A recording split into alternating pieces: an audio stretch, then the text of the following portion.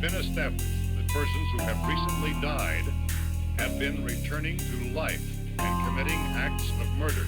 Murder victims show evidence of having been partially devoured by their murderers. In all cases, the killers are eating the flesh of the people they murdered. Repeating, in all cases, the killers are eating the flesh of the people they murdered.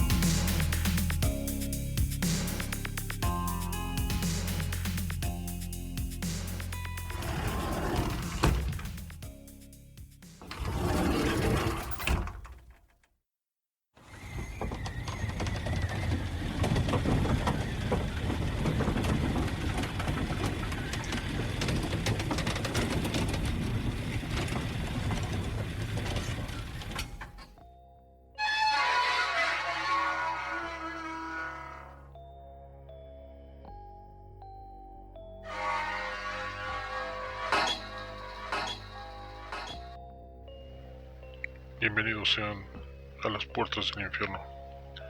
Yo soy el que mora entre las sombras, el que susurra en sus oídos mientras duermen. Yo soy su amigo el dragón. Y bien, en esta ocasión, antes de comenzar el episodio, quisiera hacer el señalamiento porque tengo que corregir un dato que mencioné en el episodio pasado al hacer referencia sobre un libro de George Orwell. Su verdadero nombre es 1984, no 1988 ni 1888. Mi ligera dislexia, mi mala memoria. Pero bueno, continuando con el episodio, seguiremos esta línea en la barra de la ficción. Bueno,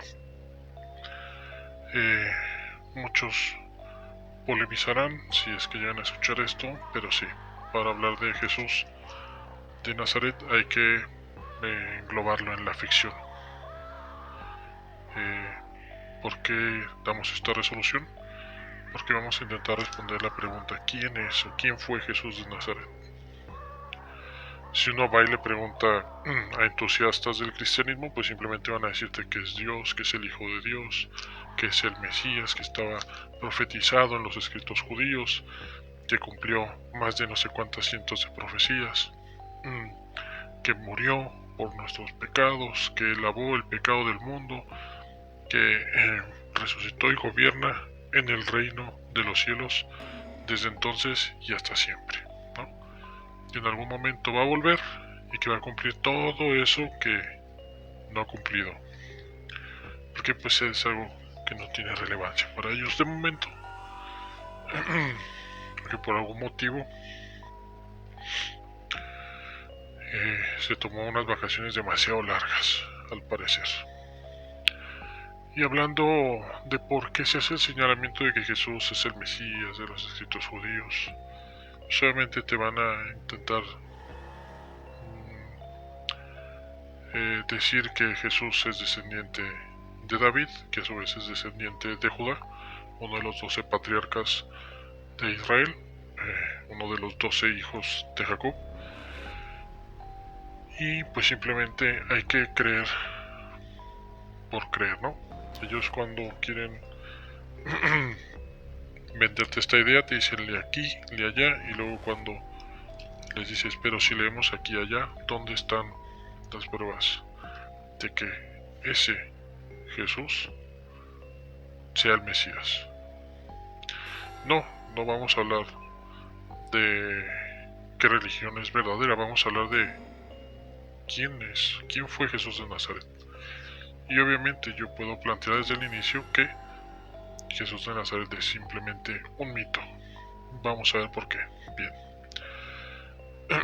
Como Jesús de Nazaret es meramente una figura religiosa a la cual se le ha intentado generar cierta historicidad y que se puede demostrar es muy sencillo por los dos ejes, la fe y ahora sí que la documentación secular.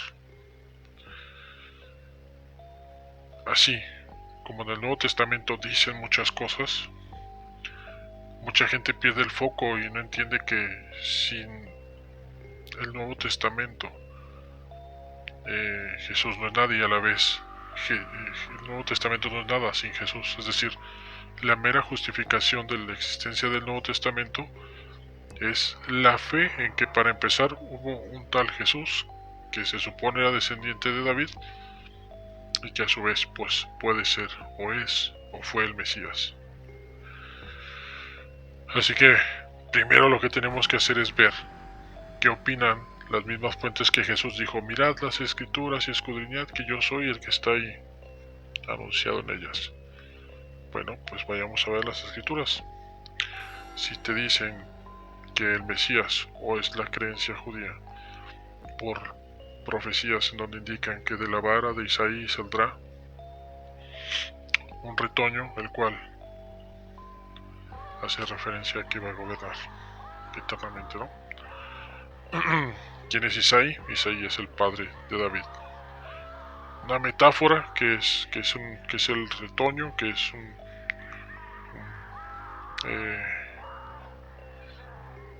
bueno, si nos tomamos que un árbol es un tronco y de su tronco renace una rama, ese sería un retoño, es decir, algo que reverdece, algo que sale de algo que ya dio vida,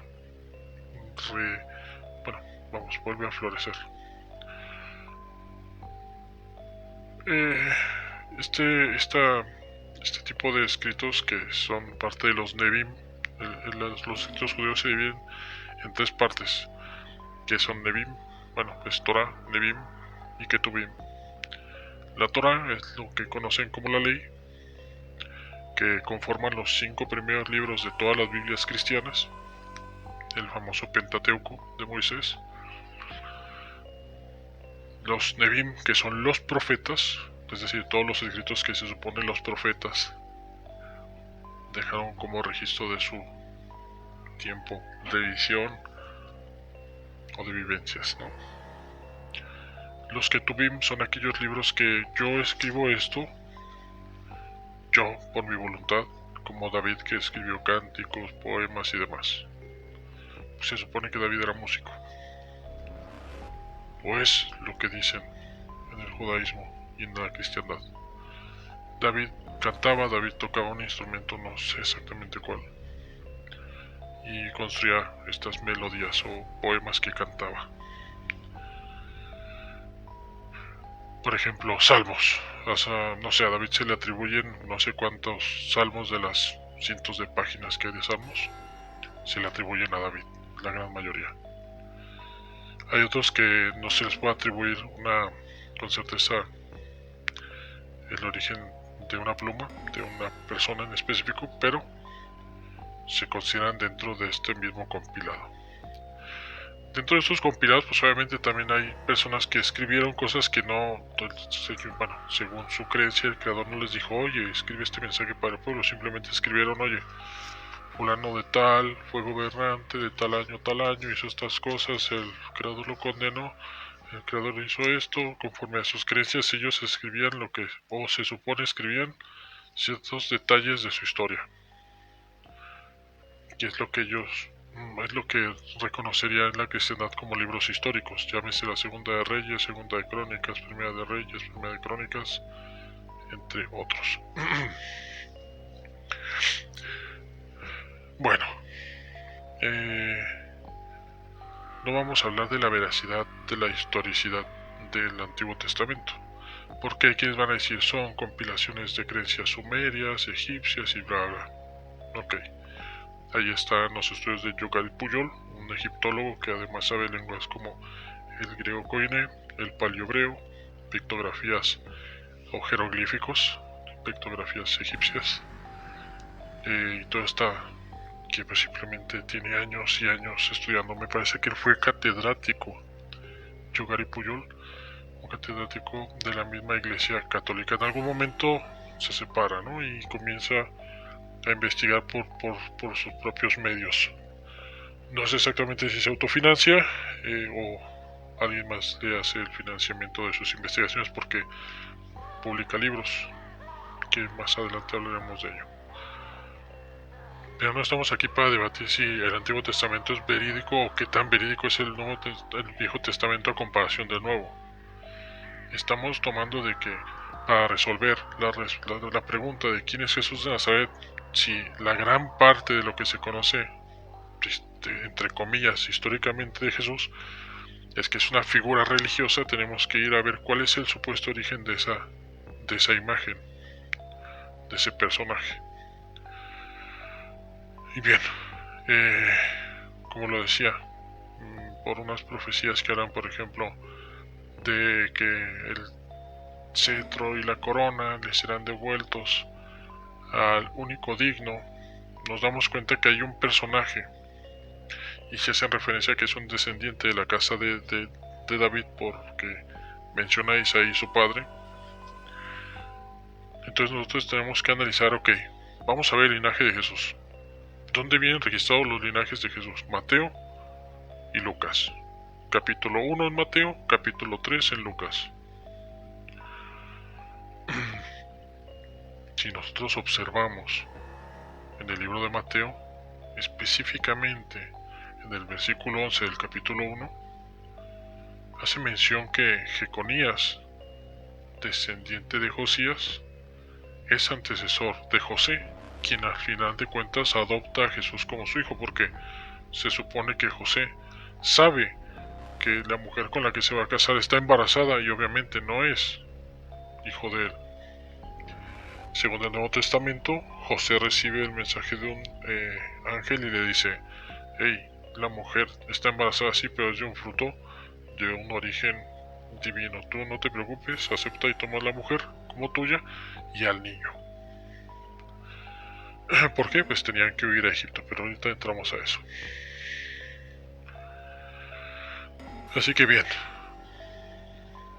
José, quien el Nuevo Testamento señala ser descendiente de la casa de David, también señala que es descendiente de Jeconías.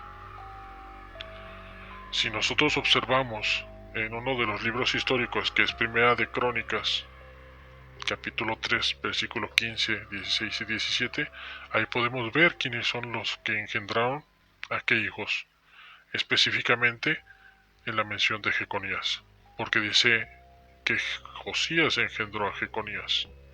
Aquí nosotros podemos ver que Josías no engendró a ningún Jeconías, y todos los estudiosos y creyentes saben que los 4 hijos de Josías son Johanán, al cual también se le conoce o se le conoció como Joacás, Eliakim, que se le conoció también como Joacim, Salum y Sedequías o Sedecías.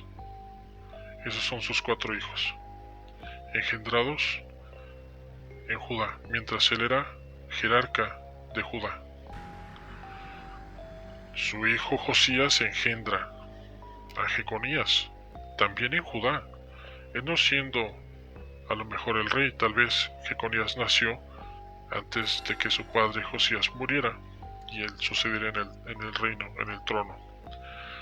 No sé exactamente, porque no menciona fechas del nacimiento de Jeconías, así de sencillo, pero sabemos que Jeconías nació antes de la caída de Judá, porque cuando muere Josías después de gobernar 11 años, Jeconías intenta gobernar, pero es llevado preso a Babilonia por una condena que pueden ver en el libro de Jeremías 36 y 22. Capítulo 36, o 22 y 36, si lo quieren leer primero uno y luego el otro. Esta condena le impide ser rey de Judá y también reinar sobre Israel, que no se puede en sus tiempos porque ya no existe Israel como existía antes, ya no existen las 12 tribus. Hay sí un exilio, una separación, una división desde mucho antes, en los tiempos de Salomón, y en el cual el linaje del Reino del Norte, los 10 linajes, los 10 principados del Reino del Norte, van diluyéndose poco a poco entre los gentiles hasta que desaparecen totalmente como una esencia hebraica o judía israelí. Hablando de lo cultural, de todas las tradiciones y comportamiento, ¿no?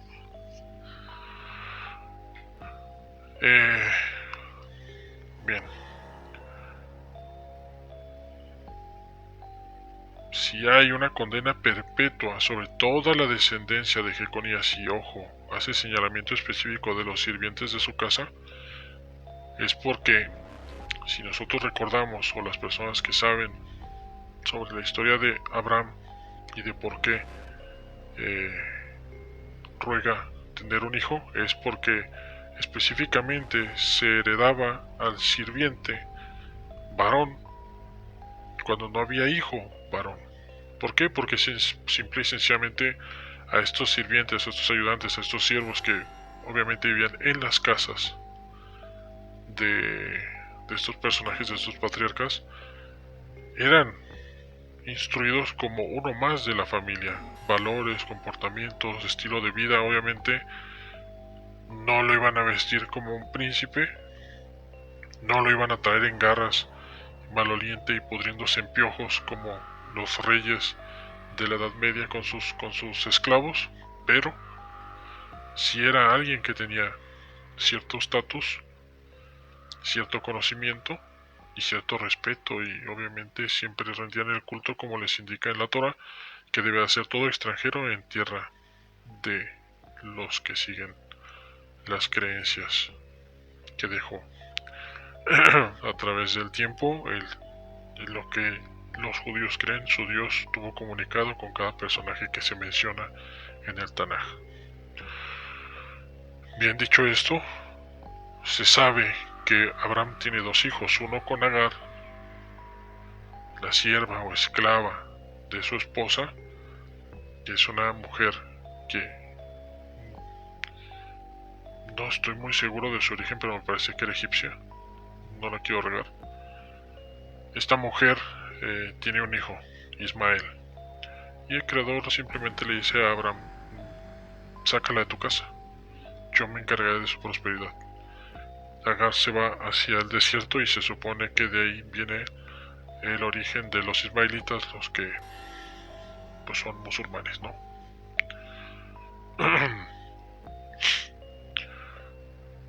Pero a la misma vez, o muy cercano en tiempo, la esposa, que se supone que ya de cierta edad, porque Moisés pues no era muy, Abraham no era muy joven, se sabe pues obviamente que tienen cierta limitación por el físico, ¿no? De que ya no es lo mismo estar joven que tener más de 60, 70, 80 años para intentar procrear. Que mientras haya un resquicio de fertilidad, pues anomalías se han dado a través de la historia en muchas ocasiones, ¿no? Abuelas que han dado a luz a los 54 años y bla bla. Personas que se han hecho operaciones para evitar los embarazos, hombres y mujeres, y han logrado dejar embarazadas a sus mujeres o quedar embarazadas de sus maridos. Esto no se puede atribuir a un milagro si tú no quieres, si tú no crees. Ok, eso no importa. Lo relevante es que como son viejos, ellos creen que ya no pueden tener hijos, y por eso la mujer de Abraham le pide: toma a la sierva, ten un hijo, porque ella, por interés o no quería perder cierto estatus dejando la heredad al siervo, ¿no? Abraham tampoco lo quería, así lo rogó, y le dijo el creador que iba a tener un hijo varón para heredar, ¿no? Bueno, este hijo era con su mujer, lo tuvo y se llamó Isaac. ¿Por qué hago mención de este pequeño fragmento que narra el Tanaj? Porque es importante el por qué Abraham ruega tener un hijo varón, y dice específicamente: pues no quiero, aunque era su obligación, no quiero heredar al siervo, a este Damaseno. Es lo único que se conoce del siervo. Entonces sobreentendemos que, como era así la ley es así la costumbre entre los judíos o hebreos. Entonces, la típica la típica conocida adopción que es a nuestros días un homólogo de esto, pues simplemente es eso, dar a entender que un siervo, como era el que por ley heredaba, se supone que la heredad que lleva un patriarca lo pasa a su subsecuente, a su hijo. Es decir, Jesús siendo adoptado de José, si José está condenado a no ser rey de Israel ni de Judá, entonces todo hijo que adopte, todo hijo que no sea de él, pero que sea aceptado dentro de su casa y dentro de su seno familiar como hijo, como descendiente, como heredero, él llevará también la condena. Así de sencillo. Entonces ya vemos que Jesús es descendiente, aunque no sea biológico, es descendiente, es adoptado por un indigno al trono de Judá y de David. Y vuelvo, si nosotros vamos a Ezequiel 21 podemos ver que dice que el cetro y la corona le serán devueltos al único digno. Mucho se habla de que María está muy relacionada a la importancia de su heredad con la de Jesús, y se entiende por qué los que no conocen la cultura dijeron: vamos a inventarnos que María es de la casa de Leví para que Jesús tenga derecho a sacerdocio, y de casa de José, de David, para que sea también que tenga derecho a ser rey de Israel. Lo que nunca concibieron es que se iban a equivocar en inventar esto, porque ni la mujer da heredad, ni tampoco un indigno al trono puede adoptar a alguien que puedan considerar digno, o si lo adopta, pues ya no se puede considerar digno al trono. Si la mujer es de la descendencia de Aarón, que es descendiente de Leví, que tiene derecho al sacerdocio, con un extranjero, su hijo no puede ser levita, no puede ser sacerdote, no puede practicar. Vamos, intentarlo sería ir en contra de la ley, y por ende pues obviamente tendría un castigo. Al igual que una persona, por ejemplo, que es descendiente de Judá, no puede intentar ser sacerdote. Así de sencillo, cada uno tiene su heredad, cada uno tiene su derecho y su obligación. Y María, por más judía que sea, por más que hubiera sido como por ahí un charlatán que se llama Michael Rood, un vendedor de humo, se inventó que hay un Mateo escrito en hebreo que dice que Jacobo o Jacob en el libro de Lucas no hace José, que en el libro de Mateo hace referencia a que es el marido de María. Es un error, porque en el supuesto original hebreo más antiguo que los escritos griegos, supuestamente dice que era José, padre de María, es decir, que María es la de casa de David. Aún así, con este error, si María es descendiente de Jeconías, porque no cambia el versículo 11 del capítulo 1 de Mateo, sino solamente una palabra más adelante, 2 versículos adelante me parece, que es donde menciona: y José, padre de Jesús, supuestamente debería de ser, y José, abuelo de Jesús, o algo así. Entonces, da igual, ella tendría una condena, la mujer no da heredad, por tanto, sea de la casa que sea María, es totalmente irrelevante. No es el machismo, no es el patriarcado de la construcción social, es el patriarcado que según este pueblo ha sido divino. Se les dio una orden, se ha instituido así, y así la gente, hombres y mujeres, que profesan esa religión lo creen y lo respetan así. Entonces, un filólogo te dirá, bueno, un filólogo con algo de interés te dirá, bueno, es que esta era la costumbre. Sea correcto o no sea correcto, esa es la costumbre. Y si algo lo se narra conforme a la costumbre que está estipulada en varios análisis de la historia por muchos escritos que se tienen, pues te pueden decir, es que o sea, que un judío te diga que María no tiene heredad no es que esté haciendo menos a la mujer, es que en la cultura y conforme a lo que un filólogo pueda analizar de lo que es la costumbre de esta cultura, va acorde. No es que los judíos sean machistas, no es que los judíos desprecian a la mujer, no es que todos esos inventos de la iglesia para construir sus mentiras fueron eso, solo mentiras. Bien. Entonces, si Jesús no es de un linaje del cual pueda provenir el Mesías, porque hay una condena contradictoria a lo que el Mesías iba a ser, rey de Israel, entonces vayamos a analizar el otro linaje en Lucas 3.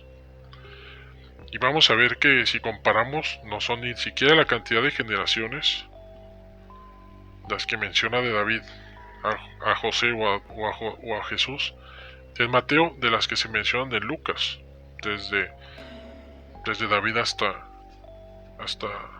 Babilonia, por ejemplo, por poner un ejemplo, y menos pues, obviamente de David a Jesús. A lo que voy es que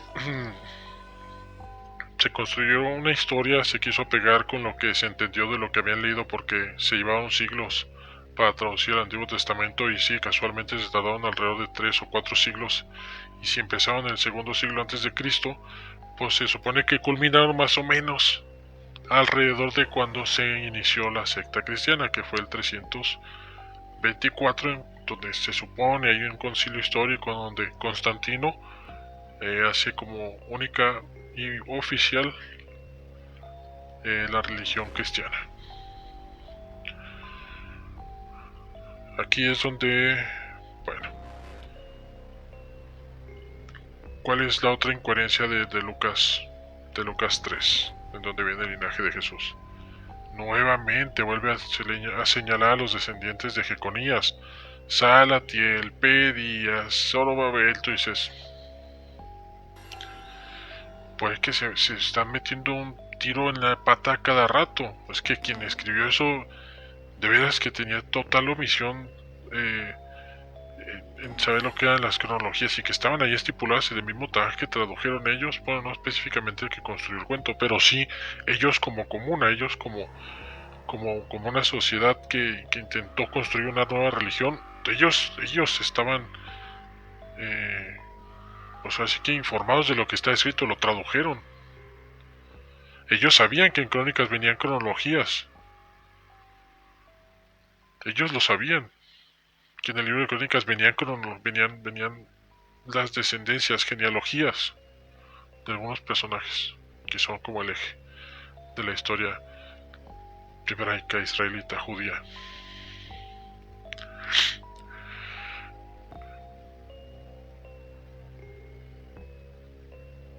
Cometer un error así es como hacerlo a propósito, o ser muy idiota. Y bueno, si vemos las cosas que sean en el siglo XIII, XIV, XV o XVI, los de la iglesia, como ir a poner una notificación en la peste bubónica en alguna pinche...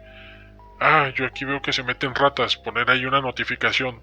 Se le exige al líder de las ratas que venga a presentarse ante el juzgado. Tal fecha. Y peor que la misma iglesia les puso un abogado defensor y cuando fue la fecha le dijo al abogado, al defensor de las ratas, ¿dónde está su representado? ¿Dónde está el representante de las ratas? ¿Por qué no? Disculpe, es que no recibió la notificación en tiempo y forma para asistir. Y eso está registrado en los anales de la pinche religión y tú dices, es que son muy pendejos en el siglo XVI, ¿cómo esperas que sean 1600 años antes? En el siglo XV. No me acuerdo si la peste bubónica fue en el 15 o en el 16, pero tú dices, es que son imbéciles.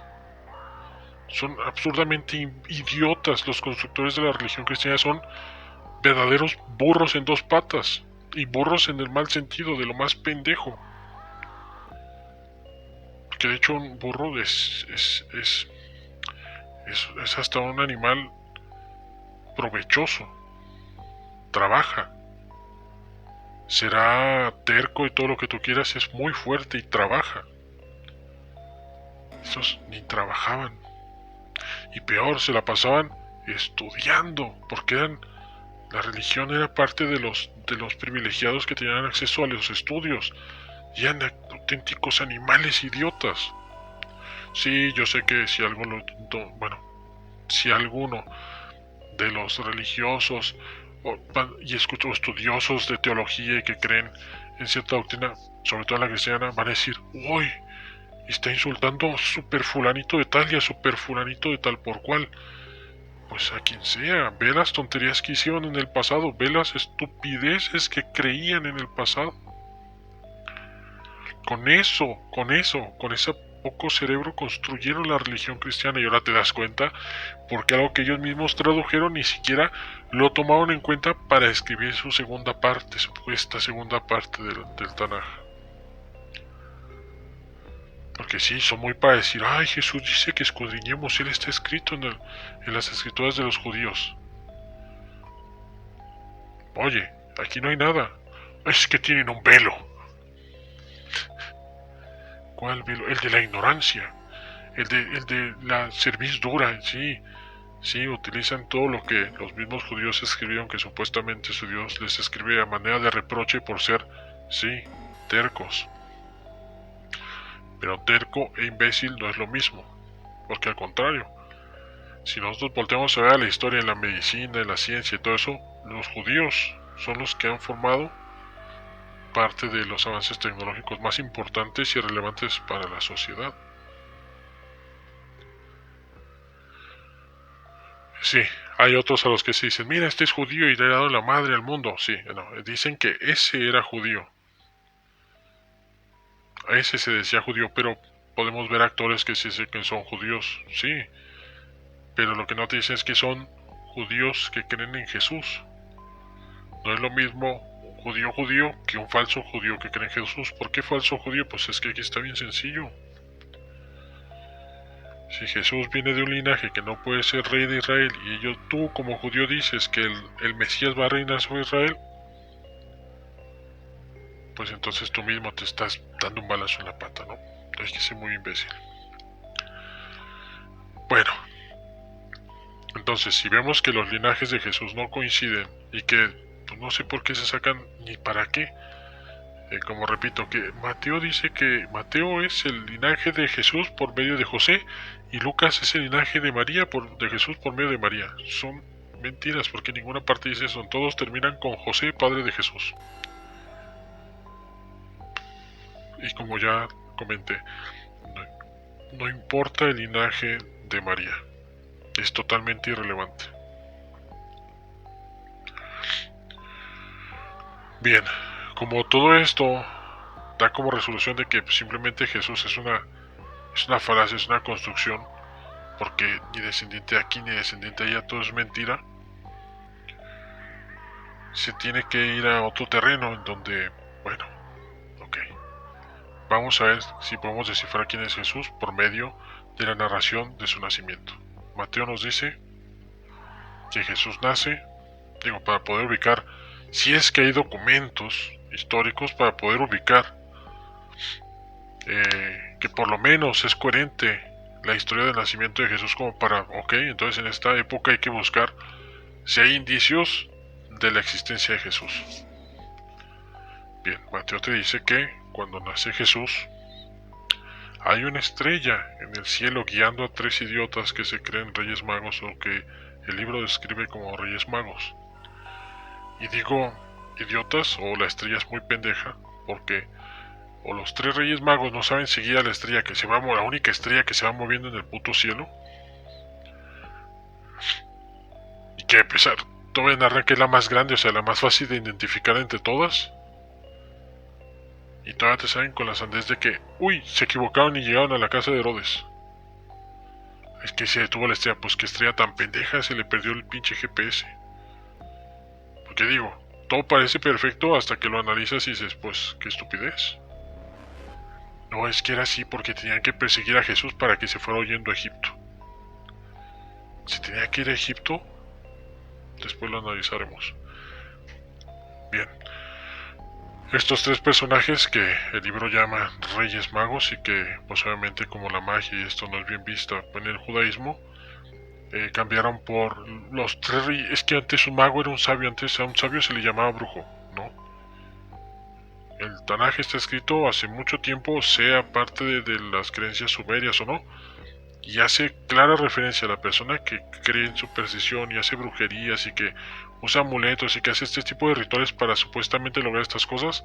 Es un hechicero, es un brujo, no es un sabio, al contrario, es un ignorante. Eso es lo que dice específicamente el Tanaj, o básicamente el Tanaj de los hechiceros. Así que no, el cristianismo se supone que era un paso más adelante hacia la revelación. No, un brujo no se podía comparar con un hechicero porque un brujo era una contraparte de un sacerdote. Tenían las dos creencias basadas en la pura fe, ¿sí? Uno decía que era un espíritu bueno y que ellos le rezaban y les ayudaba, y los brujos dicen que hay energías o espíritus que son considerados malos por la contraparte y que los ayudaban a hacer diversas cosas y poderes y todo les daban. Así que evidentemente los dos, aunque son lados contrarios, tienen básicamente la misma estructura y el mismo fundamento: la ignorancia, la superstición.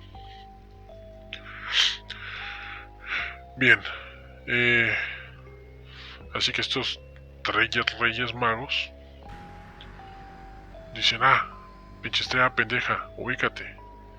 Ya la estrella vuelve a agarrar wifi y se dirige a donde ahora sí, en un lugar donde pues, ya no había posada. No sé si se hacen referencia a que era un hotel, era una casona donde recibían viajeros, simplemente ya no había lugar.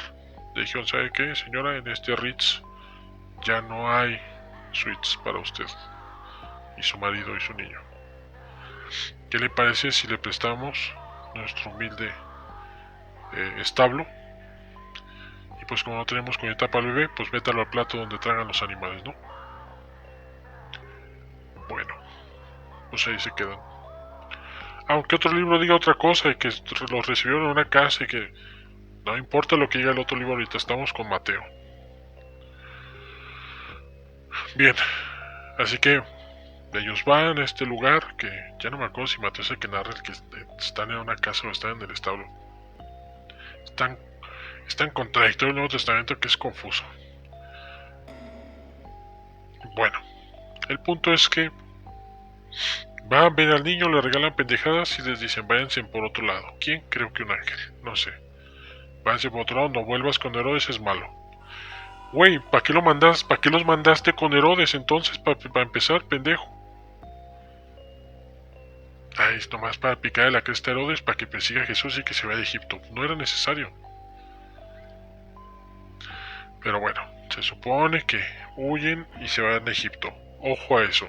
Huyeron buscando refugio o salvación en Egipto. De todas las tierras a las que pudieron huir, fueron a Egipto.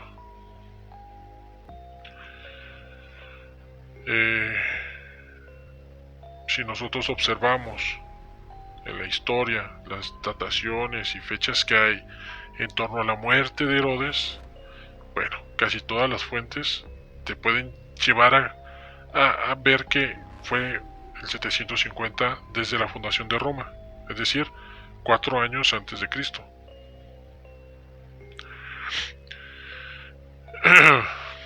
Sí, aunque suena absurdo, se supone que Jesús hubiera tenido que nacer del 4 antes de Cristo, todavía tiempo antes de que se muriera Herodes, para que Herodes lo pudiera perseguir y que tuviera justificación de irse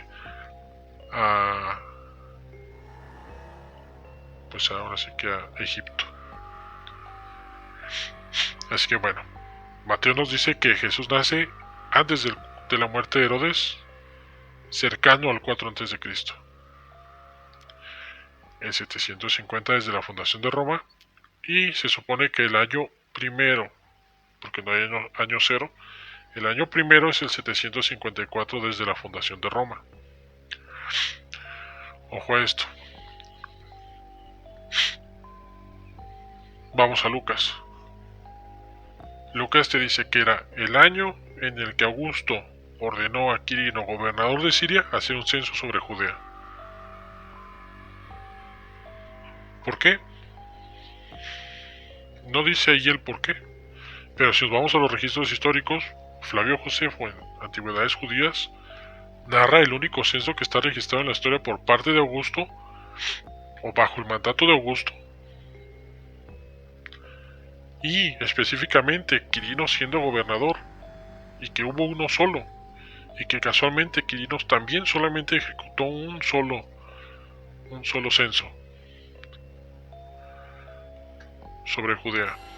No es un censo general, como mienten algunos pseudohistoriadores. Es un censo local, y ni siquiera era para contar personas, era para saber cuánto dinerito generaba la provincia romana de Judea, porque sí, esto fue en el año 6 después de Cristo, por motivo del destierro de Arquelao. Iban a poner un gobernante que no era de la dinastía herodiana, que no era de sus descendientes. No le dieron la tierra ni a Herodes Filipo, ni a Antipas, ni a ya no me acuerdo cómo se llama el otro cabrón.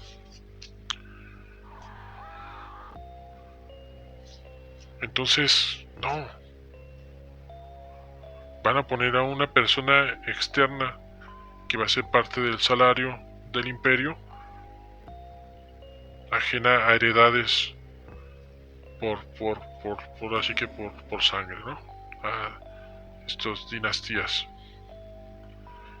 Pilatos, en el momento en que se supone que Jesús es adulto, es el gobernante en turno. Tuvo uno o dos antes de él, después de Arquelao. Entonces, si solamente hubo un censo y está históricamente registrado por Flavio Josefo, que dice sí, Flavio Josefo nació en el 51 o 52 después de Cristo. Yo también me pregunto, ¿qué hacía Flavio Josefo escribiendo sobre cosas del pasado? Bueno, el vato estaba haciendo una compilación de eso, antigüedades judías, o sea, cosas que sucedieron en el pasado. Él ha de haber tomado, o sea, es esta suposición que él ha de haber tomado documentación que me imagino llevaba a su propia familia, porque era una familia como de escribas, o los escribas solían tener esta dinastía de escribas, y pues obviamente él registró en una compilación las cosas que algún familiar antes a él habrá escrito.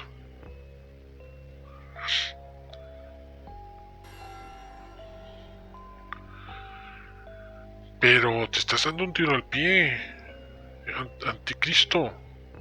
Te estás dando un tiro al pie. Mismo Flavio escribió sobre Jesús. Y aquí vamos. ¿Saben?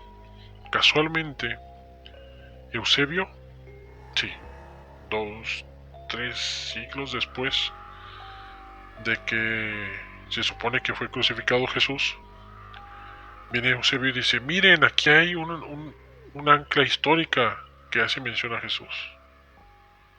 Flavio Josefo en las Antigüedades Judías escribió sobre Jesús el Cristo.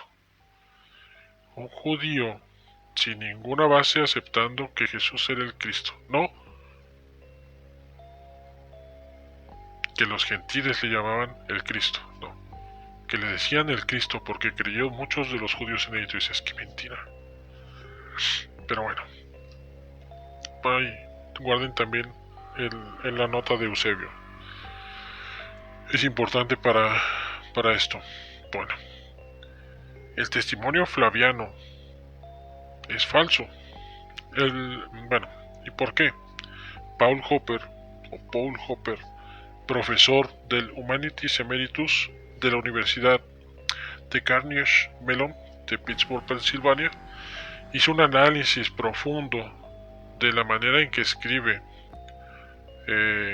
Flavio Josefo, y analiza específicamente la manera en que está escrito el testimonio de Flaviano, o las 2 o 3 menciones que parecen indirectas a Jesús, directas e indirectas a Jesús, en el libro 18, 19 y 20 me parece, de testimonio de las antigüedades judías. No sé por qué no apunté los libros, pero bueno, el chiste es que se supone que están ahí. Pueden consultar testimonio de Flaviano y les va a salir exactamente en qué libro y en qué capítulo está. O no me acuerdo si es el libro 19. Bueno, no importa. Por ahí deben de estar las referencias, para que investiguen, no se queden con lo que yo les comento. Pero bueno, este personaje, este profesor, haciendo el análisis, se da cuenta de que específicamente los verbos finitos, como los escribe constantemente Flavio Josefo, tiene una estructura total en todas sus obras, muy definida, y exacta y específicamente en donde aparecen menciones a Jesús en las obras, en la obra de Antigüedades Judías de Flavio Josefo. Se da cuenta que está escrito más al estilo de Eusebio. Así que ahora nos damos cuenta de por qué Eusebio es el primero que encuentra una mención histórica de Jesús. Es, sí amigo, una falsificación. A todas luces es una falsificación. No solo tenemos esto, también el ingeniero Fernando Conde Torrens, español, no sé si catalán, me suena el apellido que es catalán, que curiosamente el primero escribía libros de apología cristiana. Escribió 2 antes de un tercero que ha sido muy polémico y que ha sido acallado y que no ha habido una editorial que quiera publicarlo de manera masiva porque pues se viene abajo el cristianismo. El libro se llama específicamente Año 303, inventan el cristianismo, o se inventa el cristianismo. En este libro que publica, después de investigar muchos años, él mismo se hizo estudiar lenguas como el griego koiné, el paleohebreo, y estuvo analizando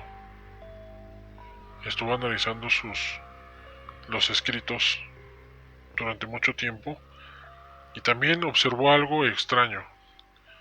En algunos pasajes del Nuevo Testamento vienen de manera extraña, por decir, tú empiezas a escribir en una columna y si tú te fijas en la segunda letra forma una palabra en vertical en el segundo, tercero, cuarto y quinto párrafo, en donde él menciona que esta palabra que se forma significa, pues sí, que es un engaño, que es una fabricación, son tontos.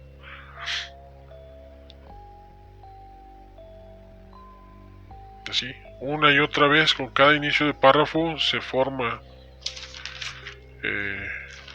esta palabra con la que él dice, oye, aquí es una constante, como para que sea simple coincidencia, es una constante, es una señal de que nos están tomando el pelo. En este libro él, con pruebas históricas, demuestra que Lactancio es quien ayuda a Constantino a inventar este cuento del Nuevo Testamento. Obviamente yo no creo que lo hayan conformado en su totalidad como se conoce hoy en ese tiempo. Le fueron añadiendo, lo fueron modificando porque tiene muchísimos errores dentro del mismo cuento. ¿Por qué no los cambiaron? Desconozco si porque ya eran parte de la creencia y ya estaba muy arraigado y ya no lo quisieron cambiar. Simplemente dijeron, pues simplemente como la iglesia se toma el derecho de interpretar las escrituras y no te permitían leer, y aparte mucha gente ni sabía leer, pues simplemente les valía que no. Ellos modificaban y mira, aquí dice, sí, observen cómo siempre agarran ignorantes y te dicen, mira, aquí dice, pero cuando tú dices, pero aquí dice esto, no, bueno, pero es que eso ya no cuenta, porque los judíos sean mentirosos, porque los judíos mataban profetas, los judíos también eran idólatras. Entonces, ¿y qué tiene que ver eso con lo que dice aquí? Si esto se supone que está registrando un supuesto hecho, como la condena a Jeconías, pues está ahí y es perpetua, y es sobre todo su linaje, toda su descendencia, ya sea biológica o adoptiva. Ninguno de ellos es digno para ser ni rey de Judá ni de Israel, como se supone el Mesías sí lo va a ser.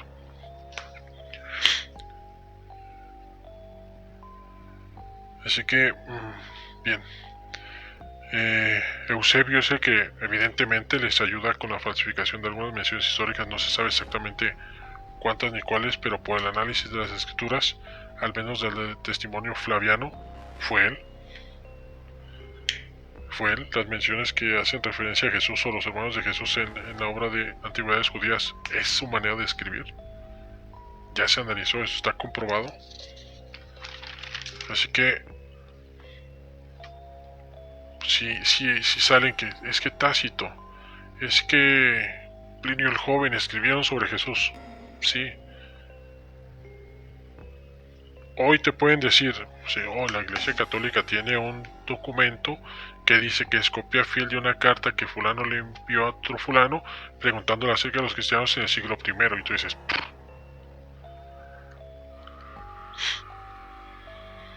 no estamos hablando de la existencia de gente que creía en una religión. Estamos hablando de la supuesta existencia del motivo de que se supone da origen al Nuevo Testamento. Que, siendo falso, si tú sometes a una persona a creer cierta cosa, lo va a creer por fuerza. Ve a la casa de un ateo. Su hijo, cuando es niño, va a creer lo que el papá le enseña. Hasta que él crece y va viendo la sociedad y esto y lo otro, le van metiendo cosas y él se convence sin analizar nada, va a dejar de ser ateo. Este señor, Fernando Conde Torrens, ingeniero, es una persona que obviamente utiliza la cabeza para trabajar. Va, investiga porque él quiere demostrarle a los judíos que están equivocados y termina descubriendo que el Nuevo Testamento y su creencia religiosa son un mito. Y de hecho, Fernando Conde Torrens, cuando le preguntan, bueno, ¿y qué opina del judaísmo? Me voy a reservar mis comentarios porque los judíos han sido un pueblo muy azotado, muy sufrido, y no necesitan de lo que yo opine para nada. O sea, yo lo que te puedo decir es de mi religión, que yo creía y tenía fe y todo, me desengañé. Y estoy mostrándole al mundo que así como yo estaba engañado, hay muchos engañados porque no saben, porque ocultan, porque tuercen, porque no traducen como deben de, o no traducen las cosas que están escritas, porque ya hay errores que demostrarían que están mintiendo.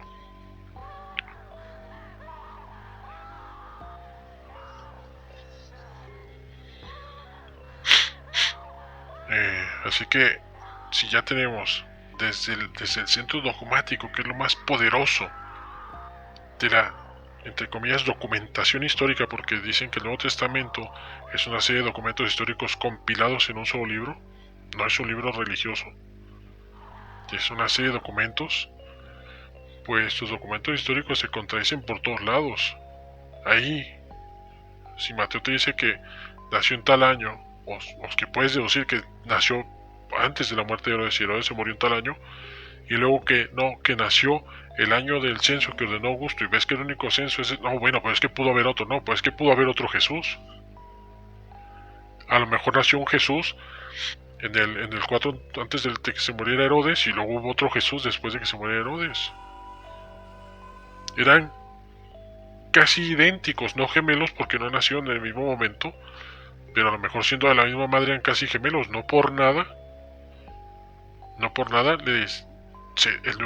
el mismo Nuevo Testamento narra que Jesús tiene un dídimo, un gemelo. Tal vez no gemelo de nacimiento, pero sí una persona que tiene un parecido clavadito, exacto a él.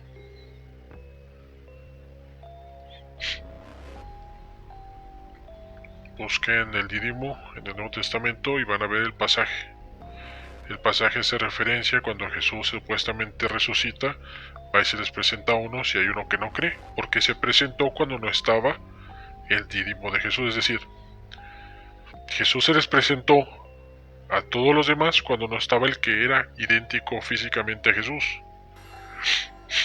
Entonces diciendo, ya estando el Didymon ya también se les presentó, o sea, ya estando uno que era idéntico a Jesús, Jesús el resucitado se les presentó.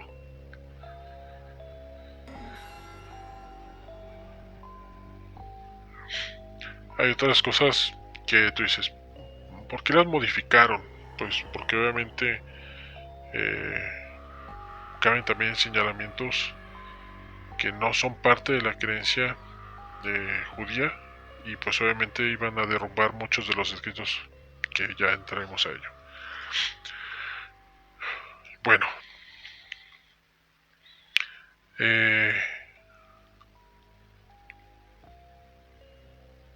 vamos, la misma pregunta, ¿quién fue Jesús de Nazaret? Pues nos hace entender que Jesús de Nazaret porque vivió en Nazaret. De hecho, Mateo dice que Jesús cumplió una profecía al sus padres llevarlo a vivir a esa ciudad de Nazaret, porque así se cumpliría lo que estaba escrito sobre el Mesías, que sería llamado Nazareno.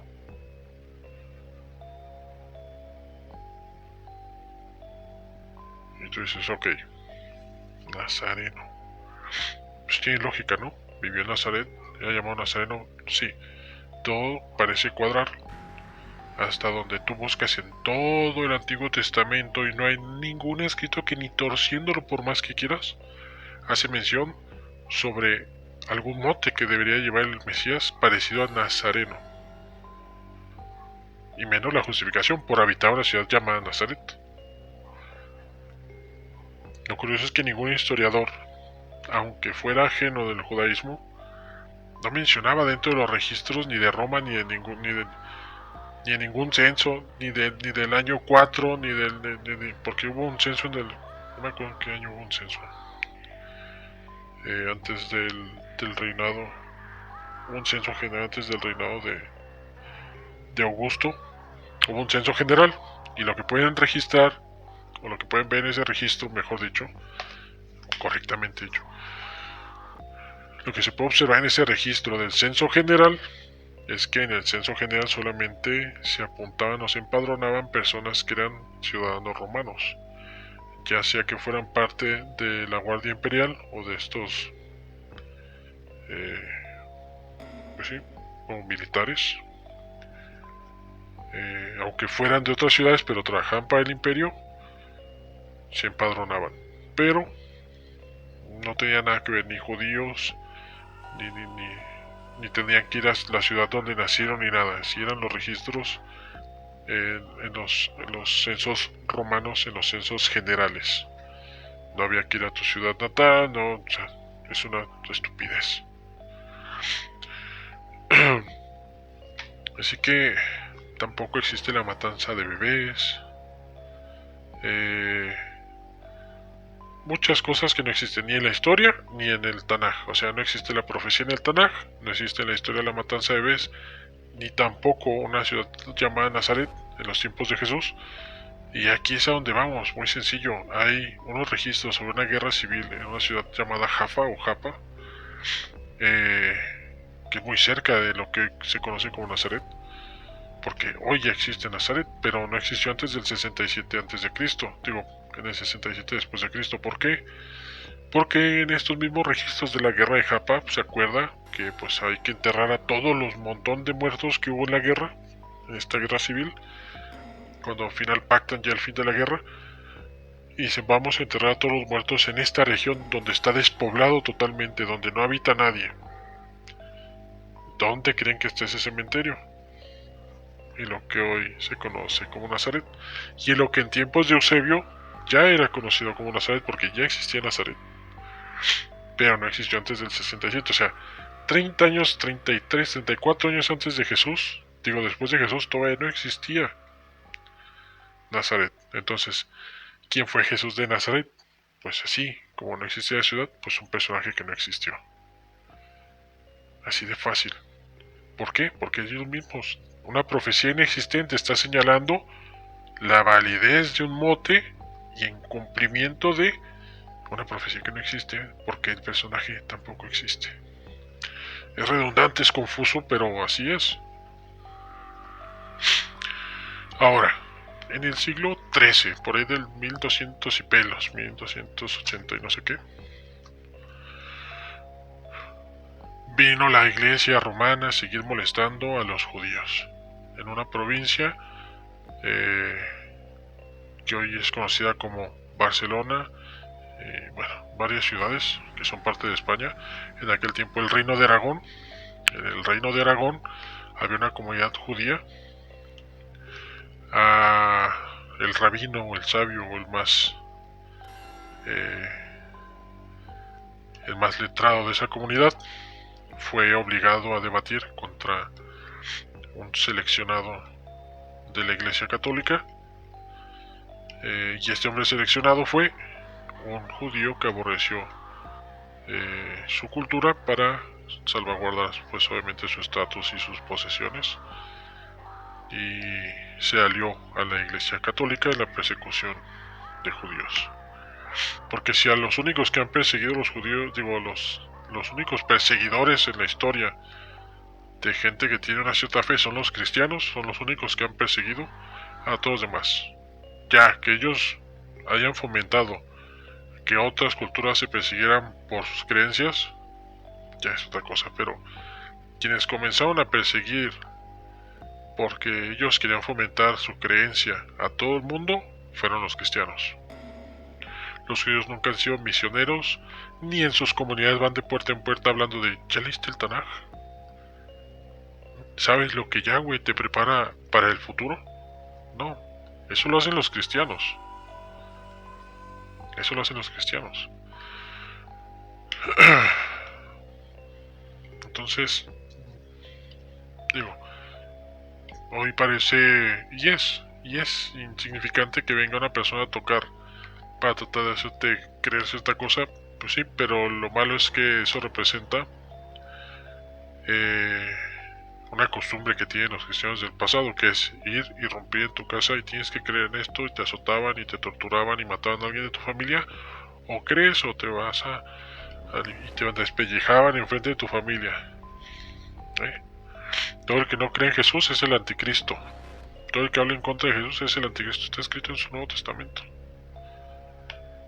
Entonces, por eso es que ellos iban y trataban de debatir con los judíos, porque pues su Nuevo Testamento, si hablan en contra de Jesús, son el anticristo, y los mataban. Así que el rabino de esta comunidad le dijo: no quiero debatir, ya sabemos lo que sucede. Nosotros vivimos muy tranquilos, muy a gusto, ya nos sacaron de nuestra tierra, estamos aquí, nos han acogido bien, somos gente que trabaja, no queremos más. No, mira, el rey de Aragón les dice: no te preocupes, yo te prometo que no te van a tocar ni a ti, ni a tus familiares o tus vecinos de comunidad, no van a tocar a tu comunidad. Y le juró y le perjuró que por su reino y por su palabra de honor no los iban a tocar. Y solo así el rabino le dijo: ok, y puedo hablar entonces de todo en el debate. Y le dijeron: mientras sea con respeto, tú puedes hacer mención de cualquier cosa en la historia, en los libros, en tus libros, en los libros de nosotros, pero con respeto, sin burlas. El rabino aceptó, y el rabino le puso una tremenda paliza al tal Pablo Cristiani, que no se llamaba así, tenía otro nombre, pero adoptó este nombre de Pablo Cristiani, pues para, como dicen, ¿no? Como para que la cuña apriete, tiene que ser del mismo palo.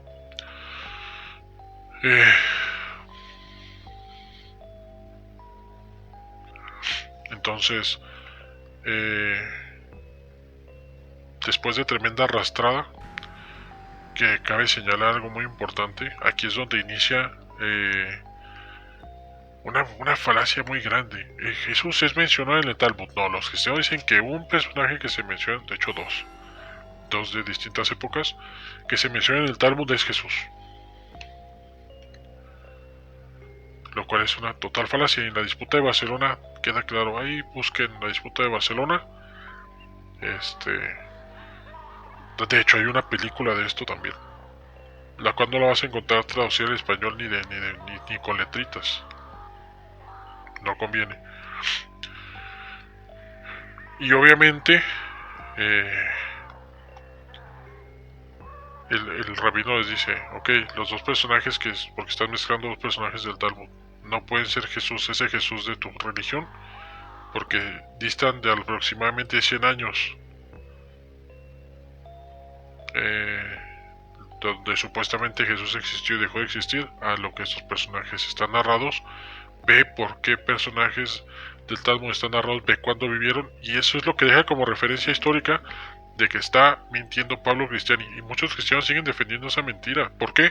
Porque como menciona que había una mujer que se prostituía entre los carpinteros, y se dice que Jesús era carpintero porque José era carpintero, y entonces decían que pues, supuestamente creían que era el padre, creían que era José, o sea, como diciendo burro, mantiene a otro hijo de quien no sabe quién es, y bla bla. Entonces lo tacharon los judíos de que su mujer era prostituta, de que esto, porque tú dices, bueno, pues si una mujer con la que tú te vas a casar, y lo dice la Torah, si la mujer con la que te vas a casar, al momento de que te la entrega a su padre dentro de su casa, te das cuenta que está preñada, o que ya no es pura, la tienes que denunciar en el momento, porque la tienen que presentar, el padre la tiene que presentar con el sacerdote, por mentirosa. Si el padre es parte del engaño, al padre también le van a imponer un castigo. Si el cuate está mintiendo y la mujer sí es virgen y el padre lleva las pruebas de que era virgen, entonces van a enjuiciar al mentiroso que no quiere desposar o que quiso desvirgar a una mujer y luego deshacerse de responsabilidades. Pero eso no te lo cuenta el cristianismo. Eso no te lo cuenta el cristianismo. No, cállense, eso no lo digan. No digan que hay justicia si es para un lado o es para otro, nomás digan que el hombre es machista y que él podía decir y desechar a su mujer. No, tenía que poner las pruebas de por qué repudia a su mujer. Y de dar la carta de repudio para que ella pueda volver a casarse. Que sí, te dicen que tú, si eres un hombre joven y te vas a casar por primera vez, evites casarte con una mujer repudiada. ¿Por qué? Pues tienes que ver por qué fue el repudio. Porque tal vez fue una mala mujer. Tal vez simplemente el repudio fue porque, ¿sabes qué? No quiere obedecerme. Y obviamente no obedecer de sé mi esclava y lava los trastes porque yo te lo ordeno, sino hay cosas que el creador les ordenaban que tenían que enseñarle a sus familias, y si ya se idolatraban y si ya se hacían otras cosas, ¿sabes qué? Yo no puedo estar con esta mujer. Hay muchos detalles que no se cuentan, y lo más absurdo de todo de la gente que critica es que tiene allí en sus manos. Hoy no vivimos en el oscurantismo, no vivimos en la etapa donde el 80% de la población era analfabeta. Ya hoy tenemos, aparte de que mayor parte de la población sabe leer y escribir, tenemos acceso tan sencillo como buscar Biblia en tu internet. Y de hecho ni te da hueva leer a una Biblia hablada. Varias versiones de Biblia en YouTube, audiolibros. Y ahí puedes escuchar, si te da hueva leer, mira, ahí puedes escuchar, pues, sobre todo la gente que le gusta criticar. Yo aquí vengo a criticar el cristianismo, van a decir, sí, pero yo lo leí. Yo lo analicé. Yo he estado investigando muchos años para hablar lo que estoy comentando ahorita. Estoy totalmente convencido de que es un mito por lo que ellos mismos escribieron y por las acciones de ellos mismos. ¿Por qué en el siglo XIII, teniendo a Tácito, a Plinio Joven, a Eusebio, a y al otro, supuestas fuentes históricas de las menciones de Jesús? ¿Por qué en el siglo XIII tuvo que venir un tal Pablo Cristiani a decir que Jesús estaba narrado en el Talmud después de que ya dio todas sus mentiras y el rabino le refutó todo?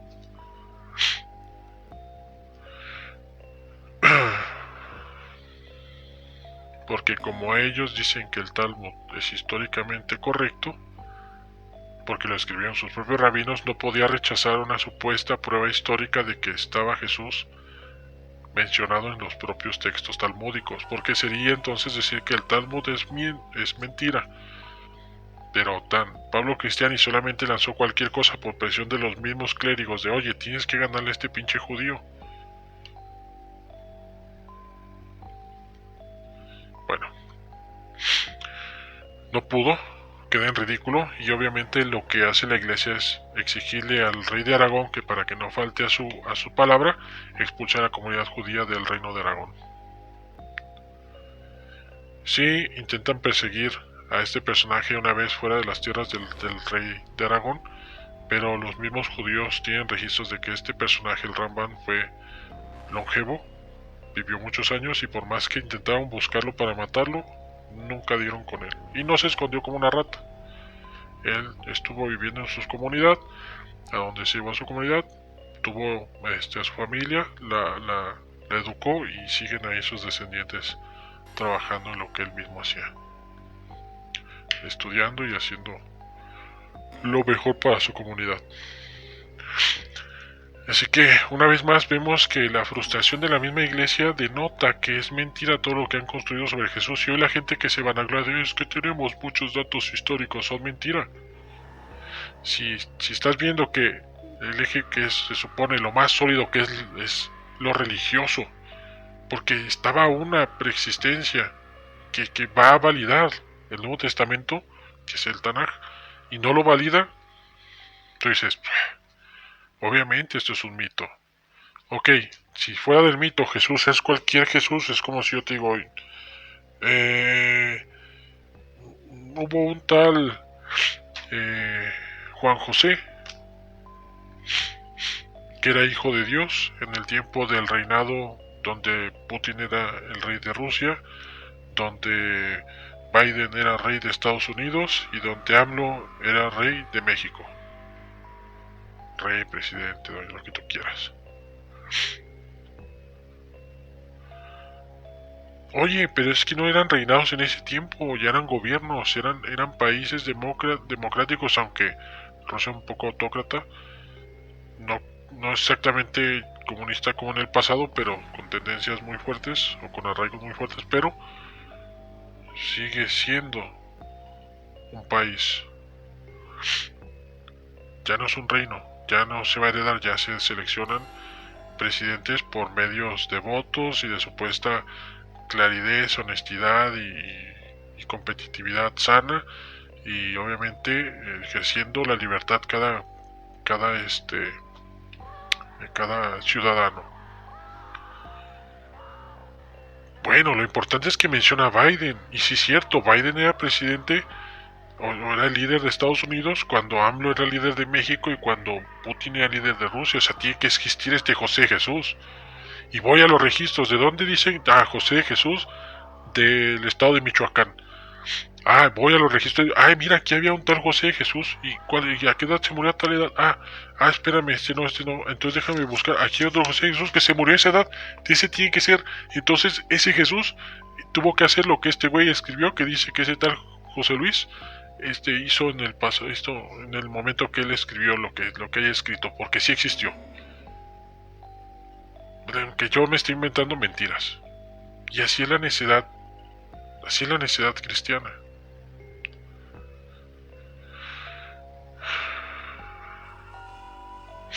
Cabe señalar que Tácito nació en el 50 y tantos, 56, algo así. Plinio el Joven en el 60 y cacho. Obviamente no nació con una pluma en la mano. Sí, pero que hayan escrito de Jesús significa que ya existía el cristianismo antes de que supuestamente la Iglesia Católica lo inventara. Es muy sencillo, amigos. Si tú agarras una piel, un papiro, le quitas la tinta vieja, esto en el siglo VI, y pones, esto es una carta fiel o una copia fiel del Evangelio de Mateo del primer siglo. Yo, fulano de tal, conocí al Cristo de primera mano, no sé cómo inicia el pinche libro de Mateo. Ya, por eso es verdad. Es que el papiro es del siglo III, y si es la copia número 1000, que no se sabe qué número de copia es, dice que es copia fiel. O sea que debió de haber existido un documento del siglo I, porque ahí dice copia fiel del documento del siglo I. Y es donde tú dices, es que están bien bestias. No hace mucho. De 2010 para acá, no me acuerdo si fue 2014, 2015. abrieron un museo de la Biblia. No me acuerdo en dónde. Esto lo voy a comentar a memoria, porque se me vino ahorita a la mente.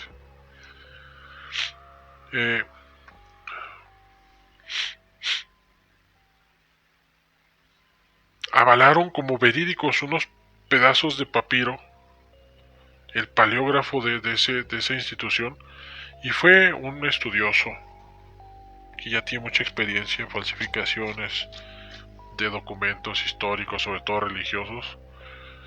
Fue, analizó, les pidió analizar y les dijo: oye, ¿cómo avalas esta pieza como algo verídico si la tinta no es de la época? Y aparte, si te fijas, la tinta rebasa por el borde, es decir, esto lo escribieron posterior al corte o posterior a la desfragmentación o desintegración de la demás pieza del papiro.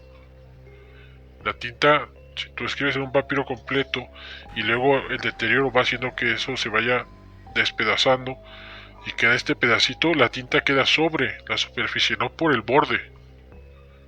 No se absorbe por el borde, como esto está escrito a posterior del corte. Es decir, este papiro, si es antiguo, alguien borró lo que tenía y escribió algo y aquí terminó la letra para que pareciera corte en el borde, pero la tinta se absorbió por el borde y eso no es en un papel, en un documento que tiene más fidelidad, o que tiene mayor probabilidad de ser fiel a su época o a la época en la que es el papiro. De 50 y tantas piezas, como 30 y tantas se pudieron determinar porque llegaba a los bordes la tinta, porque las letras llegaban a los bordes, otras donde nada más había 2 o 3 palabras entre los espacios que quedan del borde, y ahí, pero este sí es original. Bueno, di lo que tú quieras, la tinta sigue sin ser de la época. Ya no es del primer siglo, sino de la época en que es la copia de la copia de la copia que supuestamente es. Y tuvo que el paleógrafo aceptar: sí, un error mío. ¿Cómo un error? Pendejo. Es como si te dicen: no, los billetes tienen 4 pinches sellos de seguridad. Uno que es en relieve, uno que brilla bajo la pinche luz fluorescente, esta luz morada, se me olvida, de rayos UV o como se llame. Otro que es la banda de seguridad que viene marcado con el 100, que se ve a contraluz, y otro la doble imagen de la cara del personaje que aparece el billete, ¿no? Y tú dices: no voy a validar este billete como verdadero, y no tiene ni la banda, ni la doble imagen, ni el relieve, nada más tiene el holograma. Bueno, es que el holográfico que se ve abajo del pinche de la luz ultravioleta, ahí está. Ya, con eso yo lo valido que es verdadero el billete. Pendejo. Es lo que hizo. Pero bueno, es lo que les digo. Si hoy nos quieren colar, hoy teniendo tanta tecnología de que rayos X, que el carbono 14, que chingo de mierdas. Hoy, del siglo XX, siglo XXI, porque esto, bueno, el siglo XXI entró en el 2010. Pero obviamente esos papiros no se falsificaban en el siglo XXI, se falsificaban antes. No en el siglo XIX tampoco, dentro del siglo XX. Si dentro del siglo XX te quieren colar esto, o algo fabricado o falsificado en el siglo XX y te lo quieren colar en el siglo XXI, dices: es que eres un pendejo, cabrón. Ahora imagínate lo que sucedieron siglo tras siglo tras siglo desde que se les destinó, porque sí. Una cosa es lo que hizo Lactancio, Constantino y Eusebio y demás, que se quitó, que les ayudó a inventarse un montón de historia que luego truncaron, mocharon y acomodaron para que se viera más lógico y coherente o creíble. Por eso luego salen libros que son, entre comillas, apócrifos. No, es que es parte del Nuevo Testamento, pero simplemente dijeron: oye, la historia es demasiado larga, si hacemos una mentira tan larga va a salir mal, mejor la cortamos y la hicieron más cortita. Que ni así lo lograron, ¿verdad? Entonces, y otra cosa es lo que ya hizo la iglesia cuando disuelve a los templarios como fuerza guerrera, como fuerza protectora, como militares, como caballeros de espada. Les da la comisión de inventar inventar, esto en el siglo XI, en el siglo XII o XIII, para 1100 y cacho, 1200, cuando terminan las cruzadas terminan en 1100 y pelos. Y después de que terminan las cruzadas dicen, ¿sabes qué? Ya no necesitamos guerra, o sea, necesitamos esto. Se les encomienda a ellos inventar la historicidad a Jesús, y de pronto empieza a salir la cruz, los clavos, las cabezas de Juan, los dedos de no sé quién, y ya, y se van. La corona de espinas, todo este tipo de cosas que al objeto al que se le han hecho 2 o 3 estudios con carbono 14, y después de que alguien señaló que pues es un error porque tal cosa, lo corrigieron y le volvieron a hacer una prueba y volvió a datar en la misma fecha, siglo XII o XIII, el sudario de Turín, te das cuenta que todo es un mito, todo es una mentira. El trapo ese no es milagroso, el trapo ese no envolvió a ningún Jesús del siglo I. De hecho, el trapo ese tiene exactamente la misma estructura de otras pinturas que se le atribuyen a Leonardo da Vinci, como el Salvator Mundi. Se trata de explicar como que es una técnica, como una especie de foto, como una transferencia por una captura de una luz muy intensa, por una imagen que está proyectada por medio de un espejo, no sé, espejos y vidrios, con un material reactivo, ¿no?, que se le untaba a la tela para que quedara plasmada una figura que obviamente pues es muy realista, y te dicen, haciéndole análisis de rayos X para ver por capas que hay en el fondo de la pintura de Salvator Mundi, que se le atribuye también a Leonardo da Vinci, que por ahí ahorita están alegatos de puede que haya sido uno de sus discípulos o puede que haya sido Leonardo. Bueno, mientras son peras o son manzanas, cuando le hacen este análisis se dan cuenta que es la misma estructura, el mismo tamaño y todos los mismos detalles de cara y pelo del Salvator Mundi y el sudario de Turín.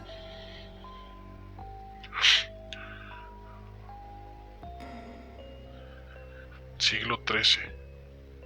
No, pregúntate cuándo vivió Leonardo da Vinci.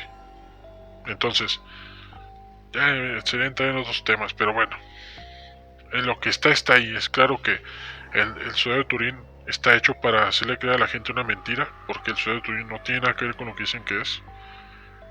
¿Por qué? Porque no hay una sábana santa. ¿Por qué no hay una sábana santa? Pues porque no hubo cristianos del primer siglo que tomaran reliquias de Jesús para guardarlas y decir, esto es sagrado, lo tocó el Mesías, porque no hubo un supuesto Jesús, no hubo un supuesto Mesías.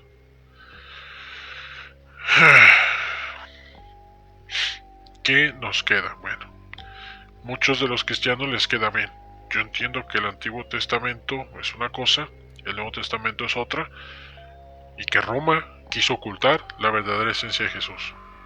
Y como el Nuevo Testamento es mentira porque quisieron hacer como un Dios a un hombre que era sabio, porque no entendían toda su sabiduría, entonces Jesús sí existió, pero era un ser mucho más importante, como un extraterrestre, como un ser de luz, como un ser cósmico, y empiezan a deformar esto a diversas creencias, como lo hacen, por ejemplo, Antonio Piñeiro, JJ Benítez. No, sí, Jesús sí existió, pero la iglesia ocultó su verdadera naturaleza. JJ Benítez creo que me parece que dice que Jesús es como un ser de otro planeta, por eso dice que su reino no es de este mundo. O sea, dicen que el Nuevo Testamento es falso, pero toman partes del Nuevo Testamento para descifrarlo a manera de códice. Ahí ocultaron la verdad. Señores, no estamos en el siglo XX cuando se inventó el Nuevo Testamento, ni en el siglo XXI, donde ahorita la gente que no sabe escribir es muy poca, a comparación de en el siglo I de la era común.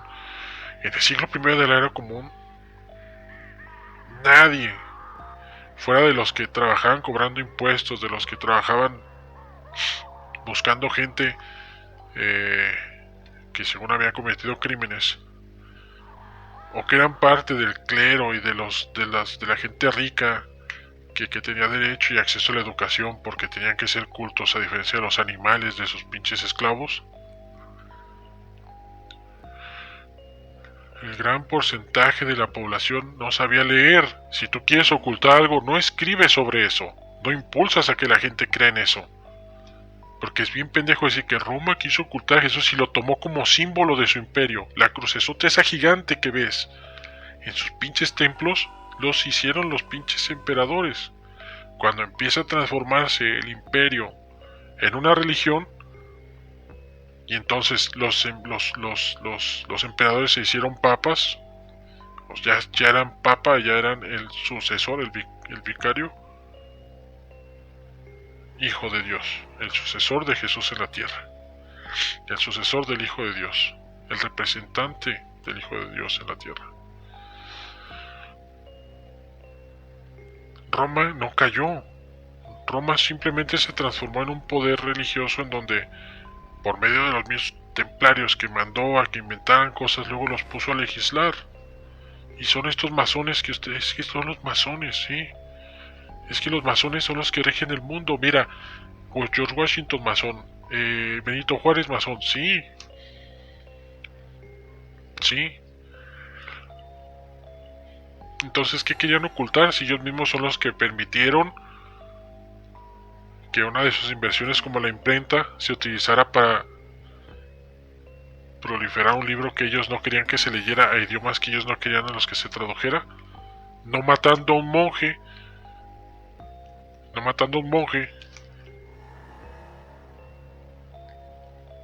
que como muchos otros mataron sin ningún reparo, sin ninguna razón, y nada más porque estaban contradiciendo a una persona, una figura religiosa como, pues imagínense, ¿no? Ya me imagino que a Torquemada viniera alguien y le dijera: usted está equivocado, no puede andar matando gente en nombre de Dios. Le mochaba la lengua y lo metía a la barbacoa, y cómanselo todos.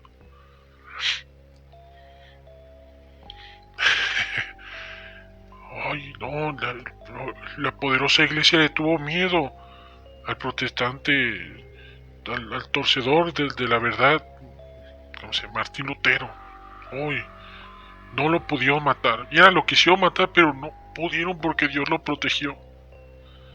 No digan estupideces, no lo mataron porque no lo querían matar. Lo único que querían era formar una nueva oleada para decir, bueno, la iglesia tiene sus errores, pero Jesús, el Nuevo Testamento es lo que importa. Es gente absurda, ¿sí? Y bueno, ¿por qué menciono a Antonio Piñeiro? Bueno, Antonio Piñeiro dice que Jesús es verdadero. De hecho, Jesús fue a fundar una iglesia budista cuando obviamente no murió, no resucitó, sino que lo curaron y llegó a la India y allí en la India le decían Isa o Yisa, que no es judío. La gente no sabe, pero el nombre de Jesús en el griego koiné se pronuncia Isa o Yisa. No es ni Yahshua, ni ¿cómo más le dicen? Joshua, Yahshua, no es nada de eso. Y no se pronuncia Jesús, no. Así se escribía en latín la misma palabra que se traducía como Isa.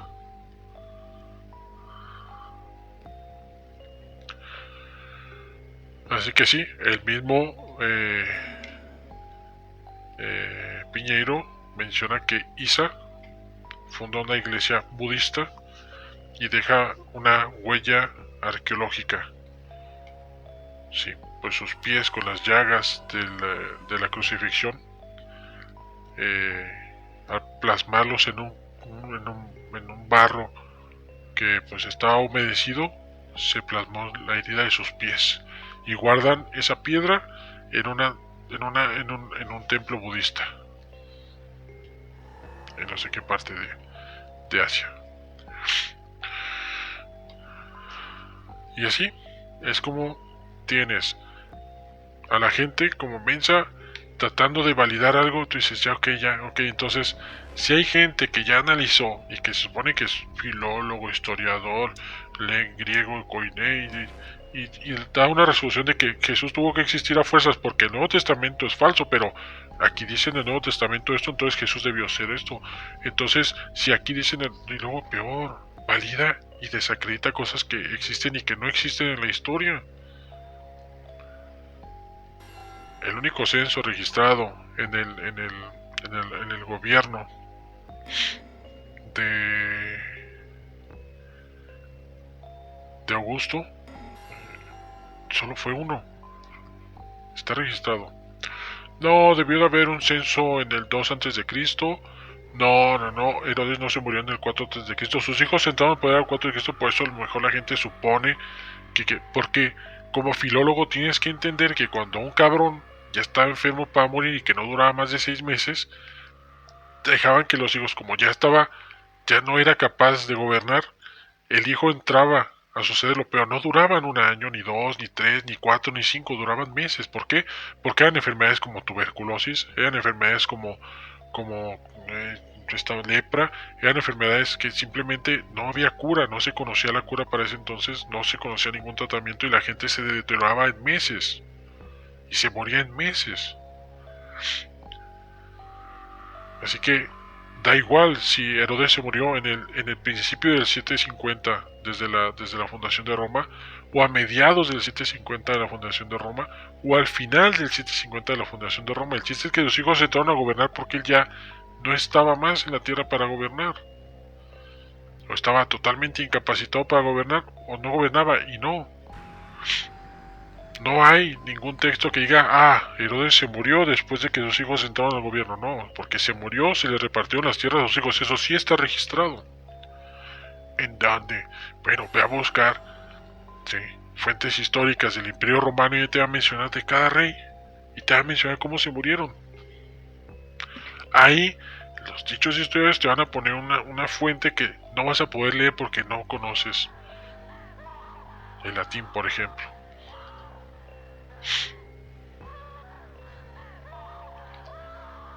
Entonces, yo tampoco, pero sí he buscado con gente que sabe latín cómo es la pronunciación de la palabra Jesús, Jesús, como ellos dicen, Jesús, no es Jesús, ¿sí? Porque, es que en latín, Deus sí se escribe como se pronuncia, sí, esa palabra, pero muchas otras no. Así que, por más que busquen y todo, van a terminar como estas personas que terminan haciendo el ridículo, y más porque son gente estudiosa y que muchos de la comunidad, sobre todo de ateos o de personas que no creen en la religión, los admiraban, y verlos cómo intentan validar una y otra vez mitos porque sí. Hubo un censo general en el año 2 que nadie registró. Bueno, es que no lo registraron significa que no haya existido. ¿Por qué crees eso? Es que Lucas dice que hubo un censo en el año que nació Jesús y Herodes se murió yo digo que en el 3 o en el 2, o se murió en el 1, en el año, o sea, él elige en el año en que se murió Herodes, así de por sus huevos. Él elige cuando hubo un censo. Él elige, José, es que Flavio Josefo es judío. No, yo no puedo fiarme de esto que dice Flavio Josefo en antigüedades judías, pero sí del texto flaviano, del testimonio flaviano. No, ahí sí está diciendo la verdad. Jesús es el Cristo. Chinga tu madre.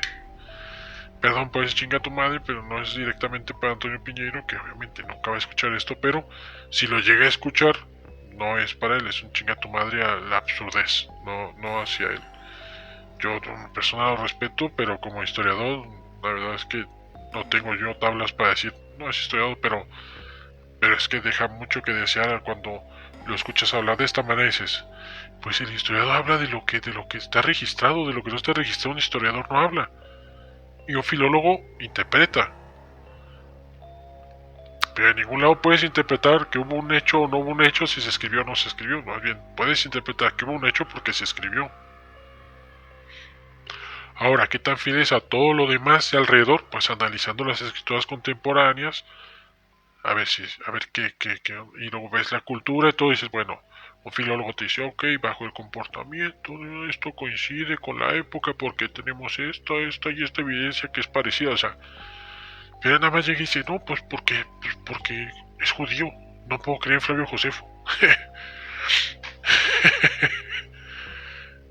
Perdón, pero da risa, entonces yo no quiero caer en el burdo insulto de es que ya está viejito y senil, no, es que él así fue desde joven, tratando de justificar a un Jesús de Nazaret que no existió, porque es lo que les digo, ni la ciudad existía, no le pudieron haber llamado Jesús de Nazaret porque no existía ninguna ciudad llamada Nazaret en la región donde vivió. Por eso Lucas menciona que Jesús vivía en Capernaum, que esa ciudad sí existía y esa ciudad sí tiene menciones históricas. Capernaum sí está dentro de los listados también aún de las ciudades que los mismos judíos contemplaban. Capernaum, y por eso es que allí Lucas que se supone que es un discípulo de un maestro historiador como Pablo, que le llamaban doctor de la ley. Un doctor, bueno, ese tampoco era doctor de nada. A Lucas se le considera doctor de la historia. Pero ves tantas secuencias en su propio libro de Hechos y todo eso y dices, bueno, pensando que Lucas sea un personaje de la época. Obviamente, Lucas sea una persona o dos o tres que escribió todo eso, pues yo creo más eso. ¿Tengo pruebas? Pues simplemente ve las incoherencias. Alguien escribió una parte, a otro quiso tapar un error escribiendo otra cosa y no se fijó que contradecía lo primero que habían escrito. Y listo. Bueno, JJ Benítez, ¿qué puedo decir de una persona que, con perdón de José Luis Jordán Moreno, que ahorita anda pues en la trajín de las burlas y los dimes y diretes que hay entre las televisoras y radio de España, porque una empresa sacó un documental basado en una historia pues que evidentemente es otro mito, como la secta Humo, la secta Humita, unos supuestos extraterrestres mensajeros que venían a ayudar a la humanidad. Mensajeros los cuales eligieron a José Luis Jordán Peña, que es el padre de este José Luis Jordán Moreno. Yo entiendo a José Luis que quiere lavar un poquito la imagen de su padre, porque están diciendo cosas que tú dices, bueno, yo no he investigado mucho ese caso, yo he escuchado un programa que se llama El Sentido del Misterio, que es buenísimo, yo se lo recomiendo a la gente que me haya escuchado, en vez de perder el tiempo escuchándome a mí, escuchen El Sentido del Misterio. Este programa son los españoles y es un periodista, a mí me cae muy bien. Se me olvidó el nombre del titular. Me cae muy bien porque siento yo que hace las preguntas acertadas en el momento justo. También polemiza, también defiende sus posturas, no se deja nada guardado, por más que sean sus amigos los que van ahí, y por más que cuando no están algunas personas a tono de burla, hace comentarios que dicen eso es irrespetuoso, yo lo entiendo. Y cuando están las otras personas presentes, a pesar de que, oye, es que tú has criticado, sí, yo ofrezco disculpas si soné burlón, pero es que, oye, me parece absurdo, y les explica muy bien. Ahorita, híjole, una disculpa para El Sentido del Misterio. Pero JJ Benítez defendió eso, a pesar de que hubo otros investigadores que, mira, todo esto es mentira,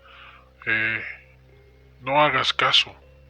Es un hombre que está a lo mejor desequilibrado.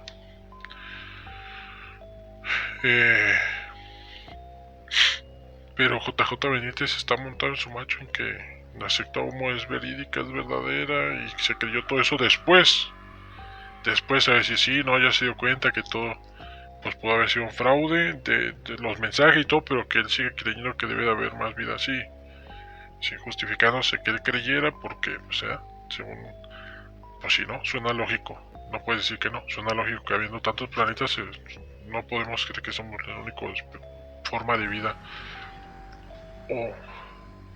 o tengamos el único planeta con un ambiente donde se pueda desarrollar la vida, o que solamente bajo nuestros conceptos de lo que es la vida, pues simplemente se puedan dar como condiciones, se puedan entender como condiciones para la vida. Quién sabe qué otros tipos de organismos puedan sobrevivir a otras atmósferas, qué sé yo. que a lo mejor sean tóxicas, no lo sé. Yo no puedo ni afirmar ni negar que hay. Yo puedo creer que no hay, pero yo no puedo afirmar a la gente que no hay. Y bueno, no solamente lo digo yo porque van a pensar es que si tú no eres estudioso, si tú esto, si tú, ¿cómo osas hablar en contra de la gran figura de Antonio Piñeiro? Bueno, yo no, pero también ha habido una crítica, aunque ligera, certera, eso sí, ligera, corta y certera, de Iván Antesana, que fue en algún momento del 2012 a 2013 presidente de la Asociación Peruana de Ateos. Así, ahí está la clave, es ateo. Pues el que sea ateo no le quita que sea un estudioso y que haga una crítica a otro estudioso porque se deja llevar por mitos. Él ahorita me parece es director de la Sociedad Secular Humanista del Perú. Desde el 2013 me imagino que deja el cargo de la presidencia de la Asociación Peruana de Ateos y entra como director de la Sociedad Secular Humanista del Perú. Este señor Iván Antesana lo critica a Antonio Piñeiro, no por criticarlo, sino se le hace increíble como una persona que se ha dedicado al estudio siga persistente en la necedad de mitologías. Me parece que todo esto en conjunto llega a una sola conclusión. Si no existía Nazaret, si no fue el Mesías, si no hay más que evidencias de que han intentado falsificar la historicidad de un tal Jesús de Nazaret, repito, la ciudad no existía. Es claro, ¿no?, que han querido colar a una persona que no existió en la historia. Así que la respuesta está ahí. ¿Quién es Jesús de Nazaret? Un mito. El eje de la fe es un mito. El eje de la sabiduría es un mito, porque lo que él decía eran cosas que ya se podían ver de los filósofos y pensadores griegos y de otros lados, pero principalmente de los filósofos griegos. La ideología cristiana tiene las connotaciones de la creencia griega. Hay energías que nos llevan a hacer mal, hay un lugar donde van a permanecer los que han hecho mal para purgar sus males y luego trascender a la luz, como lo conocen. No es como tal el purgatorio, ellos le llaman el tártaro, que es lo que luego vienen a decirle que es el infierno, porque en el Antiguo Testamento se menciona que hay un lugar donde hay un lago de lava o una concentración de mar de fuego o de lava, en donde van a ser lanzados ciertos entes para su destrucción absoluta. No van a permanecer sufriendo allí, no van a estar prisioneros, simplemente van a ser lanzados ahí para su destrucción absoluta. Eso es lo que dice en el Antiguo Testamento sobre el Gegena. El tártaro es otra cosa, es ideología griega o grecorromana.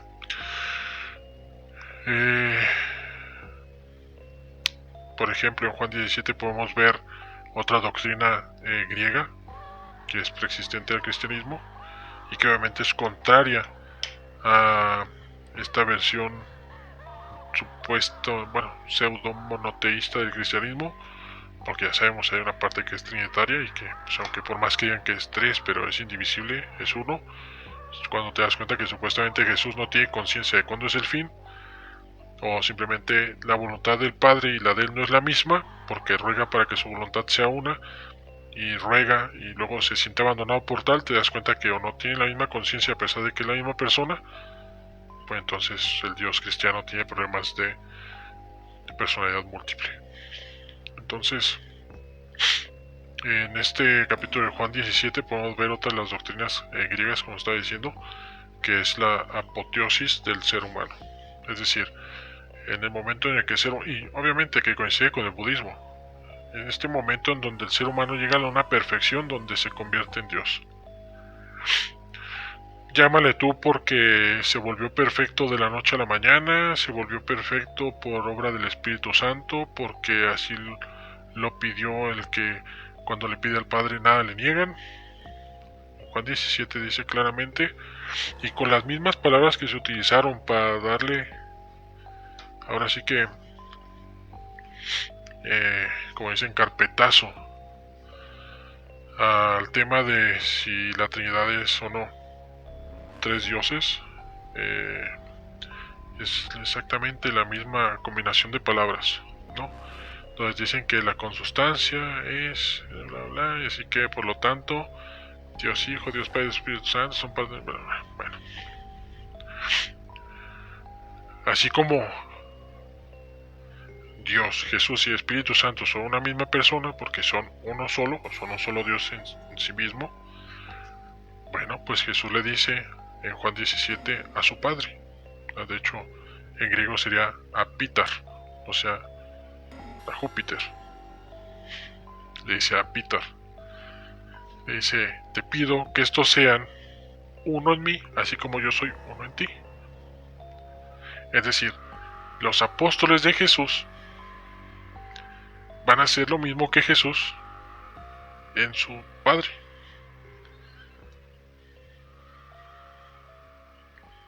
Si Jesús es Dios, los apóstoles también fueron Dios.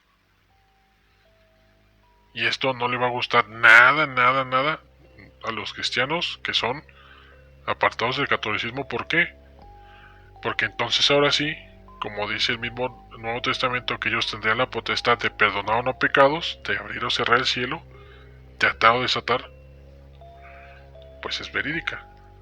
No es una asociación apostólica inventada. O sea, es verídica en cuanto a su mito. Si yo veo un católico que alega y defiende su Nuevo Testamento con sus tradiciones y sus creencias, tú dices, él está 100% correcto en eso. Que es el Mesías judío, ya demostramos que no. Ahora, si Jesús obviamente le habla al Pítar y que no tiene nada que ver con el tetragramátón que se menciona en el Tanaj, pues es porque él tiene otro padre, él tiene otro Dios, él tiene otro origen. ¿Que lo han querido colar como parte de lo mismo? Bueno, eso también tiene que ver con otra cosa que es por costumbre romana. Así como les cayó muy mal que Julio César quisiera cambiar su calendario porque está basado en una mitología, en la mitología de la loba y los que fundaron Roma. Por eso es que ellos no querían cambiar el calendario. Se les hacía un insulto. Entonces, bueno, ¿qué cultura era más antigua que el Imperio Romano? Pues los judíos.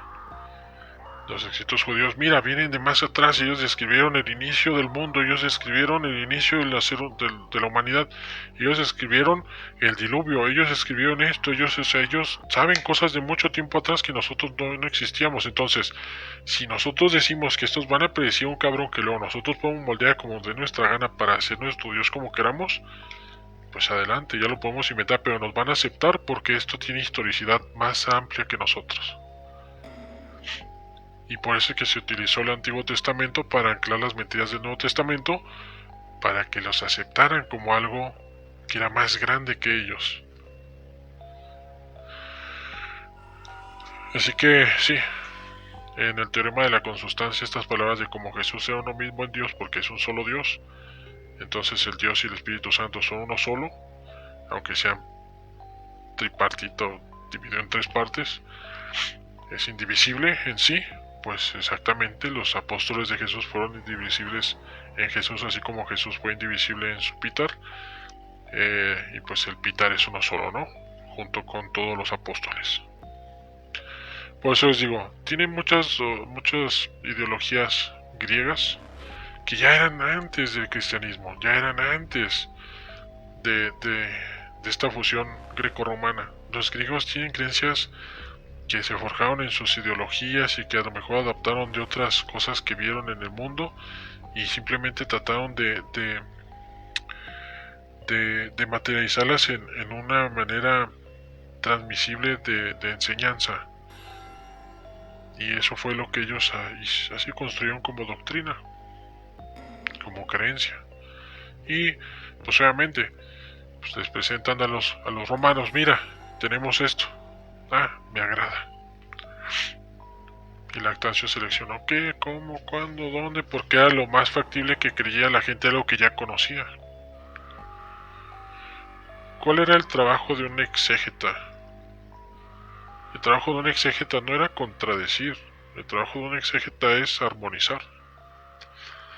El sabio griego decía, no puede haber una verdad absoluta porque si alguien entre más conoce, más preguntas surgen, porque hay cosas más allá que desconoce. Eso significa que el conocimiento no tiene fin. Y si no tiene fin, lo que yo tengo que hacer es, si alguien me dice, oye, sucedió esto, y otro me dice, no, pero sucedió aquello, yo tengo que buscar en la inteligencia cómo combinar estos sucesos con cronología, con justificación. Ah, es que este güey ve morado porque es daltónico. Bueno, a lo mejor no sabían que era daltónico en ese tiempo. O tampoco sabían a lo mejor que había gente que veía los colores distintos o no le daban importancia.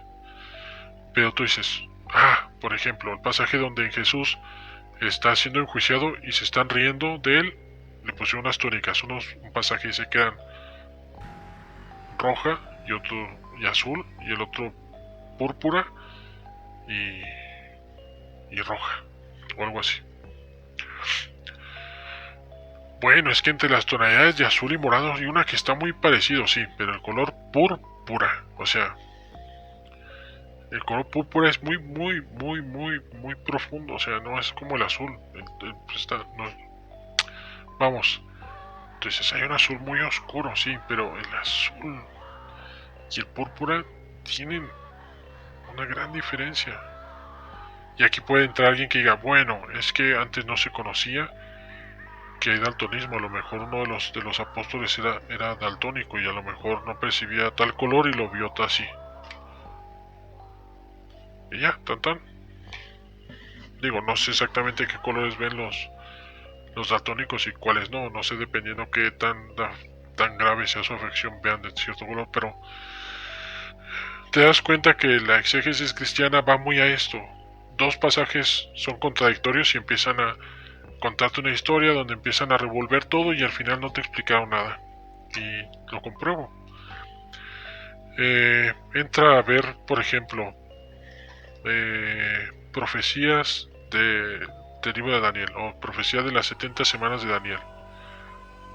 Y vas a ver por allá un pastor que tiene lentes y barba. Y vas a ver que dura casi 2 horas entre contando chistes y anécdotas, y los judíos esto, y los cristianos esto.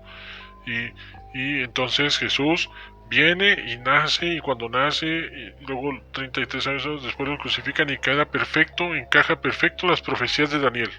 Tan. No explicó cómo, no cuantificó, no comprobó que estos sucesos aquí, estos allá, pasaron tantos años, no hizo nada. Pero según él, en 2 horas él comprobó que la profecía de Daniel cabe perfecta y exactamente con los tiempos que había en la profecía. Se llama Armando Alducin, o Alducin, no sé si lleva acento. Yo siempre he escuchado que lo pronuncian como Armando Alducin, y yo le digo Armando Alucin, con todo respeto. Suena burlesco, pero es que se alucina el momento de que según él explicó algo y no tocó. Vamos, que a veces habla supuestamente de algunos pasajes y lee, a veces ni los lee, a veces nada más empieza a hablar y se pierde. Y al final, y concluyo yo por mis huevos que, pues sí, está perfectamente cumplido, tan, cierra corta, ya vimos este tema, nos vemos en la próxima sesión de lavado de cerebros. Y tú dices, increíble. Bueno, creo que no hace falta traer toda la biblioteca de Europa, ni toda la biblioteca de las primeras comunidades de América para saber que lo que se intentó aquí es fraudear, inventar, insertar algo en la historia que no sucedió. No hubo un tal Jesús que caminó por las aguas, no hubo un tal Jesús que resucitó a nadie, no hubo un tal Jesús que murió y resucitó. Eso es mentira. Hubo a lo mejor un tal Jesús que o era pescador, o era maestro, o era carpintero, o era lo que fuera. Pero no hizo ni fundó ninguna religión ni nada. Eso se lo alucinó gente que se inventó la religión y se inventaron esta historia para tratar de darse historicidad en sí mismos y ya. Así de fácil, son la justificación del sí porque sí. Así que, ¿quién es Jesús de Nazaret? Ahí queda la respuesta. Y la pregunta simplemente no tiene sentido. ¿Sí?